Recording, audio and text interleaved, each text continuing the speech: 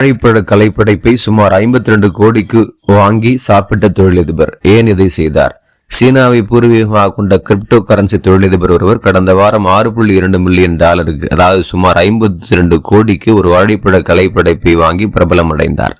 அவர் அந்த வாழைப்பழத்தை சாப்பிடுவதாக கொடுத்த வாக்கை தற்போது நிறைவேற்றியுள்ளார். நியூயார்க்கில் உள்ள சதபி ஏல மையத்தில் நடைபெற்ற ஏலத்தில் மௌசூரியோ கேட்டலன் என்ற கலைஞரின் காமெடியன் என்று பெயரிடப்பட்ட கலைப்படைப்பு வைக்கப்பட்டது. அது சுவற்றில் டேப் மூலம் ஒட்டப்பட்ட ஒரு வாழைப்பழம். இந்த கலைப்படைப்பை வாங்க 7 பேர் ஏலத்தில் பங்கேற்றனர். அதில் தொழிலதிபர் ஜஸ்டின் சன் 6 பேரை விஞ்சி அந்த ஒற்றை வாழைப்பழத்தை தன்வசப்படுத்தினார். இந்த நிலையில் ஹாங்காங்கில் நடைபெற்ற ஒரு பத்திரிகையாளர் சந்திப்பில் கலை மற்றும் கிரிப்டோ கரன்சி பற்றி பேசுகையில் ஜஸ்டின் சன் அந்த வாழைப்பழத்தை சாப்பிட்டார். மற்ற வாழைப்பழங்களை விட சுவையாக இருந்தது. ஒவ்வொரு முறையும் இந்த கலைப்படைப்பு காட்சிப்படுத்துவதற்கு முன்னதாக வாழைப்பழம் மாற்றி வைக்கப்படும். இனி இந்த கலைப்படைப்பை காட்சிப்படுத்தும் உரிமையுடன் படத்தை எவ்வாறு மாற்றுவது என்பது குறித்த வழிகாட்டுதலையும் சன் பெற்றிருந்தார்.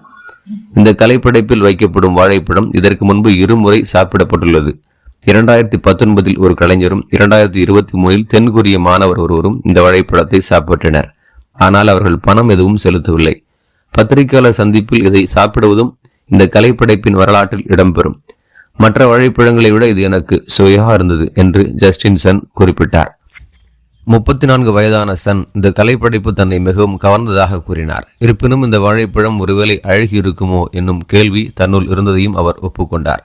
இந்த வாழைப்பழம் உலகின் மிக விலை உயர்ந்த பழமாக ஏலம் எடுக்கப்பட்ட அந்த நாள் 35 சென்ட்டுக்கு ஒரு புதிய பழம் வாங்கி வைக்கப்பட்டதாக நியூயார்க் டைம்ஸ் செய்தி வெளியிட்டுள்ளது.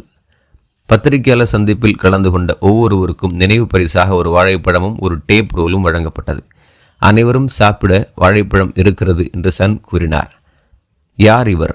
Justin Sun Tron blockchain நெட்வொர்க்கை நடத்துகிறார். அதில் பயனர்கள் கிரிப்டோ கரன்சிகளை வர்த்தகம் செய்கிறார்கள். இது குறித்தான தங்களின் மேலான கருத்துக்களை பதிவிடுங்கள். அன்புடன் பிபி மீடியா. வணக்கம். வெங்கடேசன்.